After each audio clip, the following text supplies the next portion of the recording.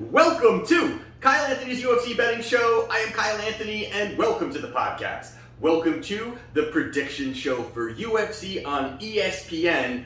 We've got Michelle Waterson and Marina Rodriguez as the main event. Somehow this happened. I don't know what was kind of going on. There was maybe some other fights I maybe would have put up there. But we do have that as a main event, and we do have that as a play, actually. So we're going to talk about the main event. We're going to talk about the play we have on there. Also, I do have a second play that I will be talking about as my 3 plays for today. So we're going to go over those today. We are coming off a 2-0 night on the client plays last weekend. It was a nice cash performance there. Both of them were 4% plays. We did have Giga, who went out there and threw the Giga kick, I believe it was, and just flatlined put away Cub Swanson. So it was a nice performance there, 2-0, and right now I've got 3 plays up for purchase. Definitely going to add another play that I do like, so looking at the lines right now, and probably will add that to the package. So probably about 4 client plays for this weekend, but we will talk 2 plays for this weekend as well, 2 ones that we're going to be going on. So let's get into it right away. Let's talk about the main event of the evening, and this is one that I have a pretty strong stance on, and one that I probably will making a client play. And really going into this, I think this was one that I think that once I really started diving into it, I really started swaying heavily towards one side over the other. Right now we've got Marina Rodriguez. She is a minus 185. We've got Michelle Waterson roughly around a plus 155. I am seeing Rodriguez start to tick up into the, minus 195. It's starting to get up there a little bit there. So that's kind of where the lines are right now. And as we always do here, we like to go over the last three fights for each fighter, see what we see if one fighter can expose the other fighter, and if the line makes sense to place a wager. So what we're going to talk about first here, we're going to talk about Marina Rodriguez. Now, 3 fights ago, she fought Cynthia Calvillo. Now, this was an interesting fight. Now, you've got her coming off, Rodriguez coming off of the win over Tecia Torres, and you've got a fight here, again, another grappler, another girl who's going to make it dirty, get in tight, look to close distance, look to get in the clinch, look for the takedowns. Now, this was one here in that first round here, and the thing about Marina Rodriguez I think that she does really great is she definitely has good volume, good output, slick boxing, good striking overall. And this was a spot here where you had overall right away, you saw that that's what she brought right to the cage. She came out there, started firing heavy shots. Now Calvillo, she's scrappy, she definitely is scrappy, but does not have that heavy striking, that really higher level striking game that we really see. She really obviously really leans on that grappling. But going right away, you saw the snapping combinations really kind of pushed Calvillo away a little bit, and then she ended up getting a takedown. She ended up getting a nice level change, got the takedown, but I gotta say I was pretty impressed with the way that Rodriguez got up. She was very comfortable getting up. She didn't panic. She was able to kind of scramble to the side, find space, get back in the open. Definitely looked great there. Good exchanges for her, and you could definitely see again the difference, the complete difference in striking overall for these two was very, very wide. You can definitely see it over as very, very wide. But going into that second round is really where you saw, Rodriguez just took over. I mean, you could not get, Marina was able to really work distance, stay on the outside, keep Calvillo at distance, then forward and come hard with the pressure. She definitely was good with some distance management there, and there was even a point where she throws a beautiful body kick, hurt Calvillo. Calvillo ended up kind of stumbling a little bit, but then kind of backpedaled, and then really pouring it on was Rodriguez. I thought she clearly had the first 2 rounds. Going into that third round, I think it was very close, even a spot there where maybe she could have pushed a little bit more, maybe started seeking a little bit of a finish in there, but I think she fought smart because she didn't want to worry about the takedown, lose positioning, lose the round overall. So she was pretty smart up overall there. Going to that third round, pretty much again I had it 2-0. Going into the third round was just one mishap for Rodriguez, and that's all that Calvillo needs. She's just looking for that one little misstep that she's able to level change, get the takedown, and that's what she's able to do. She's able to go there, get the takedown, and when they kind of fell, it was worst case scenario for Rodriguez, where really was almost basically full mount for Calvillo. Calvillo, he stayed on top. The impressive part of this, though, that I will say for Rodriguez is that, it was almost the whole round where Calvillo was on top, and she is an absolute killer when it comes to her top game and just obviously overall submission game, grappling. And she survived it. She definitely took a beating there. She definitely took a beating there, but she was able to survive and just get out of that round. They did have it as a draw. Now, very close. I mean, could you give a 10-8 in the third round? Could you maybe, I really didn't see it that way. I thought it was a great round for Calvillo in that third. First 2 rounds I thought was Marina Rodriguez, but they do give it as a draw. That's how that one goes. So there you have it there. And also, if you're wondering, I ended up adding to my tattoo here. Got a couple more spots I'm going to be filling in, but if you're wondering. Anyway, so, and then you've got also the 2 fights ago, she fought Carla Esparza. Again, another grappling heavy fighter.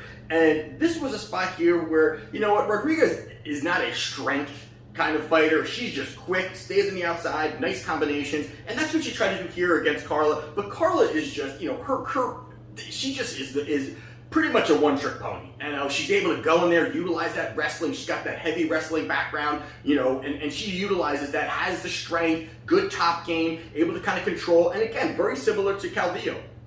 Going into that first round, right away, you saw the takedown that happened right away in that first round. Goes out there, and the one thing that I gotta say that Rodriguez has is she's got great Muay Thai, and the one thing she's able to use is she's able to utilize elbows, able to utilize knees, and in that spot in that first round, although she was on her back, she outstruck Esparza in that first round, landing big shots, threw a hard elbow, ended up busting open from the bottom, ended up busting open Carla, and that was a big spot there where I thought, that's kind of, kind of could dictate the pace of this fight. Maybe she's not going to get her down going forward into that second, into that third round. Going into the second and third round, it was more of the same. I mean, pretty much all Carla's looking to do. She really was not looking to even stand and strike. She has a pretty quick first step. She's pretty strong, again, when it comes to it. She utilized what her path to victory was. Her path to victory is the more of the takedowns. Obviously, she's not doing well in the stand-up game. If you're going to stand and you're going to bang with Rodriguez. But she goes into that third round, same kind of thing, same top control, not much to really break down there because it was very similar from beginning to end of that fight. Carla goes out there, does get the split decision victory, very close. I mean, the strikes were very close. It was the control that really got her that victory. Keeping that top control, not doing too much with it, but kept the top control, and there you have it. And I do agree with that. I would give it to Carla Esparza, very close, but again, she goes out and gets that victory.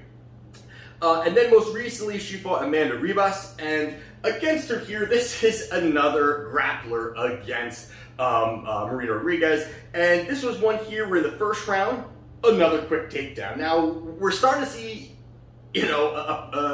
was a trend that we're seeing here with ways to actually beat or take down or utilize control against Rodriguez. But she goes out there in that first round, got the top control, stays on top, looked to, and pretty much, she just didn't have enough to really kind of scramble out. And goes into that second round. First round was obviously Ribas. Going into that second round, right away they're looking to exchange, and Ribas was kind of looking to level change, got caught with a big hook, got dropped. And this was actually, and I don't know, for those of you who have seen it, very weird situation where, Rodriguez lands the big shot, drops her, and kind of, jumped on top looking to finish, and you saw Herb Dean, good old Herb Dean, you saw Herb Dean kind of put his hand, or at least touched Rodriguez, which made her think, hey, the fight's over. So she kind of, put her hands up like, fight over. Herb Dean says, no, it's not, which I think, I don't know what the rules are there, where if it's, hey, he makes contact with the fighter, although I'm sure he's got to actually wave it off. But of course, in the mix of everything, the fighter may think, hey, if you're getting involved, I must have misheard or didn't hear you say the fight's over. But she gets up, kind of walks away, and all this did was just cause more shots to Ribas. Amanda actually gets up, which is kind of crazy, works some big shots, landed some hooks, finishes the fight in that second round. A great showing for her there. You did see again the takedown that she is susceptible to, but she goes up there and gets the TKO victory in that second round. Now on the other side, you've got Michelle Waterson. Again, she's roughly around plus 155, plus 165, somewhere in there. Now 3 fights ago, she fought Ioane and Jacek. Now this was one where it was just lopsided. I mean, this is one, it was a kickboxing fight basically. the quick combinations, the movement, the higher level striking, overall just technical skills, just the volume, everything was for Joanna. She completely outclassed Michelle Waterson, which I think is something you could kind of take going into Saturday night. But again, we'll get to that. But that's something where you take a look at it, and it really was just, she didn't really do too much. Waterson really didn't have much success. I think she pretty much lost every single round on in the 5-round fight. On all judges' scorecards. Not much to break down, but overall, that was a fight where a standing, striking, kickboxing match that fits into what Waterson does. She's a striker. She's more predominantly a striker. She goes out there, of course, Joanna, again, elite level, but she goes out there and she does lose a decision victory against Joanna Jacek. And then 2 fights ago, she also fought Carla Esparza. This is one here where it was slow. I mean, this is something that you do see a little bit with Michelle Waterson, is her volume is low, and she's not one to really kind of fire out big shots. Now, this was one where, Michelle Waterson came into this fight and she said, you know what, I'm elevating my wrestling, I'm elevating my grappling, and she wanted to test it against Carla Esparza. Now, the odd part is that they both pretty much didn't put out volume. I mean, the first round was very, very minimal strikes that were thrown. And then at the end of that first round, Carla found the takedown, got the takedown, which pretty much, I would say, gave her that first round because there wasn't much exchanging, very limited, both kind of a feeling out process. You heard even the announcers kind of say, hey, this is, they're feeling it out, they're not really doing too much. And then the takedown comes, that kind of, I would say, gave her that round. They go to that second round. Once again, they go in for, they're both going in exchanges, but the one thing again is it was just odd that they were both exchanging, but again, it was almost impossible to me to even give anyone a round because there wasn't much striking, there wasn't much exchanges. Waterson would land a little bit, and then she would look for the takedown, and she'd land a little bit. She ended up landing one takedown, got it down, got back up. Like there really wasn't, or at least more in the clinch. There really wasn't much going on really in that fight. So again, hard to break this one down just because they really didn't do too much. And going into that third round, again, same kind of thing here. Not much going on, very minimal striking. I think there was opportunities where really Waterson could have fired a lot more. She didn't. She loses a split decision here, and Waterson was actually kind of taken back by that. She actually thought that she had won the fight. I think even after that, she was kind of upset about the judging and that kind of thing. But this is the kind of thing where she has the output just is not there, and that's something that, again, could go into Saturday night, could be something we could be talking about. And then most recently, she fought Angela Hill. Now, this was one here where very close fight. Now, again, this is a stand-up striking bout between these two. Waterson looked for takedowns in there a little bit. There was, pretty much, I would say, Hill looked to just brawl. She wasn't looking to kind of stay at range. More where Carla Esparza stood at range, who's a wrestler who didn't really seek to kind of cut distance, get inside, get the takedowns repeatedly, and just push for it. Here, Angela Hill looked to really cut distance, get in tight, make it dirty, make it a brawl. And, even pretty much in that fight, the only takedown, I believe, was in that third round, where Waterson got a takedown, ended up getting that. But besides for that, it was a really back and forth, very, very close. Hill had some nice spots in there where she did well. Same thing with Waterson. They both kind of had, some high points, but again, very close. It goes to a split decision. Waterson does win it, so there you have it there. Now, with that being said here, now obviously you've got Rodriguez, her great Muay Thai. I mean, fantastic Muay Thai clinch, utilizing the elbows, utilizing the knees.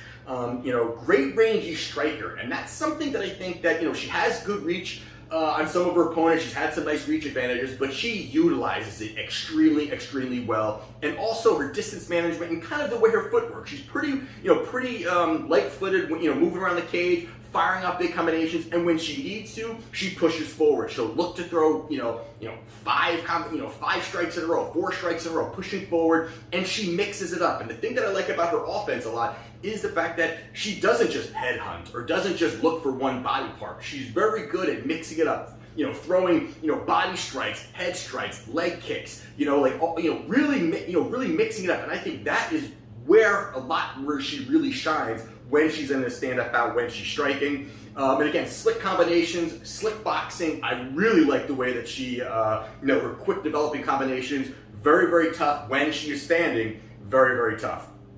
Got on the other side, of course, you've got Karate Hottie. She is also a kickboxer, has that background, has those credentials there. High level kicks. She definitely is good with the good switch kick. She's able to kind of mix it up a little bit in there. Now the big thing here for me, I think, is her low volume. Now that to me is just really, really where I think a lot of this could be an issue for her on Saturday night.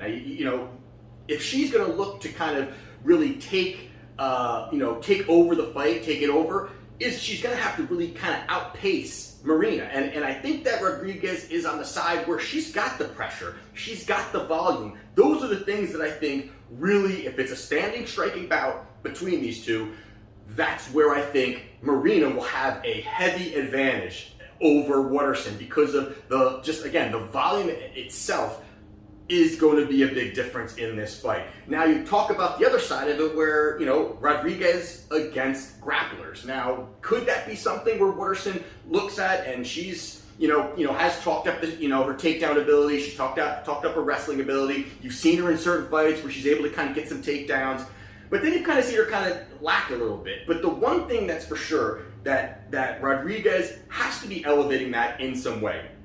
When you look at it, she has fought 4 straight full-on grapplers, wrestlers, Tisha Torres, Calvillo, Esparza, and Ribas. I mean, 4, pretty much, there's no striking bout in that. And she's been able to navigate. She went 2-1-1 over that span, which I think is impressive for a girl that has been in really bad spots and found success, and it was able to find some wins in there. Had a draw, and definitely lost it, which was arguably her first loss, but arguably she could have won it. It was a split decision against Esparza. This is a spot here where I just don't see really a path to victory for Waterson. I don't see a path for her. The more I looked at this, again, I was like, maybe you could see Waterson plus money. The more I looked at it, I just don't see really where Waterson can have success here. Now, if they're standing and they're striking, I give it all to Rodriguez. I don't really see the volume, the striking, the overall, again, I keep saying the volume, and I know I just keep repeating myself on that, but that has been such a thing throughout all of her fights recently is just a low volume, and you've seen such the high volume coming out of Rodriguez, and just the way that she mixes it up. I think that she's just going to outpace the hell out of Waterson. Now, if you're talking about the grappling and can she get the takedowns, I don't think, we haven't really seen enough to say, hey, if she can get through some of these girls who have much, much, much higher credential in the wrestling game, and she's been able to navigate and had some wins in there and looked well, and this is going to be a stand-up bout. I don't see where Waterson's going to be able to outpace her at any point. This is really going to be, I think, could really be a landslide victory. I think that Rodriguez can go out there, really lay it on her. I think there could possibly be a finish in this fight. I really think that she can go out there and just dominate from the beginning to the end. I think that maybe in that first round is where Waterson may look to get that takedown and have that energy to really get her down. But after that, I think she's just going to be outlanded the entire fight. So for my free play, and probably a client play, will be Marina Rodriguez. I am betting at -185. Now again, the line has been shifting around a little bit, so take a look what line you can get, but I definitely like this price here on Marina Rodriguez to defeat Michelle Waterson in the main event. And the other one I'm going to quickly go over is Neil Magny versus Jeff Neal. I was going to screw that up. Now you've got Jeff Neal, he's -190. You've got Magny, who is +160. Gonna go over this real quickly and just give you the pick real quick. This is one here that I just needed to have exposure on. Not laying a ton of money on it, but this is one I absolutely want to have a little bit of exposure on. And when you take a look at these two fighters here, I mean, you've got Jeff Neal, who has been knocking guys out. But the thing for me here is he's been knocking out brawlers. He's been knocking. He knocked out Mike Perry. He knocked out Nico Price. He knocked out Frank Camacho. He's knocked out guys that are willing to fight the exact fight that he wants. He wants to stand, bang. They're not going to be scared. They're not going to back down. He's not going to back down. Those are the kind of fights that I think Jeff Neal really shines. He's got the power.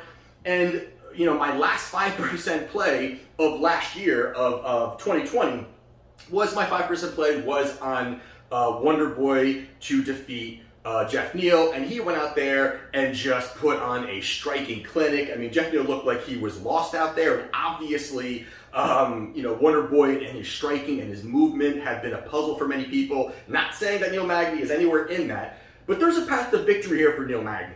And when you look at it, same thing with Neil Magny. Neil Magny, has had some dominant performances prior to losing against Chiesa, where he was pretty much taken down and taken down and taken down. He went out there and he ragdolled Robbie Lawler. He looked really good and outpaced Rocco Martin. He's looked good in some spots there. This is a position here where I really believe that Magny has the opportunity, and especially at this price, I feel like this should be a lot closer. I think this line should be closer. I think the fight's going to be a lot closer than this line indicates. Really, here is a spot where I think this is a spot where not only do I think that he could, he's going to work some range, and I think that's a spot where he's going to have that reach. He's going to look to work some range. But this, to me here, Jeff Neal has the power, and could he go out there and just land a big shot early and just flatline Magny? Of course he can. But if he doesn't land that, I don't see him winning 3 rounds. I don't see him out there, winning minutes against Magny, where Magny can, fight positioning, get in the clinch. And I think this fight is going to be extremely similar. Well, at least the way I'm looking at it, could be very similar to the Robbie Lawler fight, where you've got Robbie Lawler who has power, who's, he does have some takedown defense, and, he's a strong guy and all these things. And that's kind of similar to where Jeff Neal really is. And I would say, Lawler's better than him, but that's really where Jeff Neal kind of is where he's got the power, he's willing to just kind of stand and bang, and again, you saw against Wonder Boy where he's looking to stand and bang, and he can't keep the guy in front of him. And that's a spot here where I think that could kind of work out, where you're going to have Neil Magny, what he did with Robbie Lawler, push him up against the fence, get in the clinch, keep him tight. When he can, get the takedown. Keep top control. It may not be a sexy win, but that's the kind of fight that I think he can go out there and he can have success with, is by going out there and just outpacing him, getting on top of him, controlling positioning. He knows, Magny's going to know just as well that I can't stand there and just trade with him. Now, if if Jeff Neal's able to keep him away and defend those takedowns and keep space, Magny could be in trouble because he could be looking for the big bomb, and that's where you've seen some of the lackluster defense from Magny in spots. But I think this is a spot here where the range, the pace, the cardio, the takedown ability, I think could be very similar to the Robbie Lawler fight. So for me here, as a fight, I have to have some exposure on. I think it's absolutely worth it. It's a great value play. Neil Magny at plus 160. That will be my other free play. So there you have it for my 2 free plays for UFC on ESPN. If you want my package for Wagertalk, link down in the description. Take a look. I'll probably have about 4 client plays up. Definitely take a look at that and follow, all those things on all those social media accounts, Twitter, YouTube, all those things. Appreciate it, and we'll see you at the fights. This is Kyle Anthony's UFC Betting Show, and I'll see you next time.